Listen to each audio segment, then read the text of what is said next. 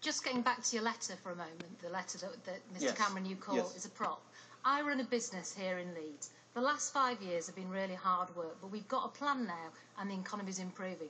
What worries me is you're about to put Ed Balls back in as a Chancellor and he called that letter a joke.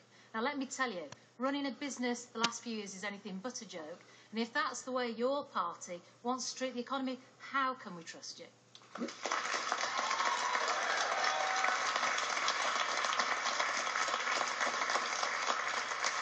May I ask what your business does? I run a marketing business. I employ 76 people here in this city. Well, let me tell you very specifically what I think we need to do for businesses like yours. And this does go to the big choice at this election. There'll be some people who tell you that the way we succeed as a country is as long as a few people at the top do well and large corporations, that's what powers the economy.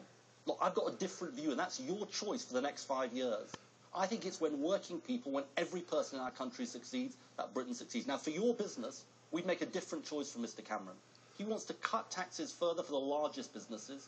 I would cut your business rates if I was Prime Minister. Now, that's important, I hope, for your business, but I think it tells a bigger story about how Britain succeeds. And as I say, I think it succeeds not just with a few successful corporations, but with millions of businesses and millions of working people. Does that satisfy you? No, it doesn't.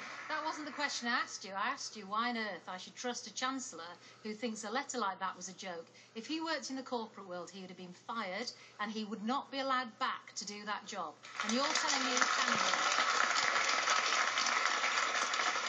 So let me tell you. I can tell you, Ed Balls takes incredibly seriously the need to get the deficit down.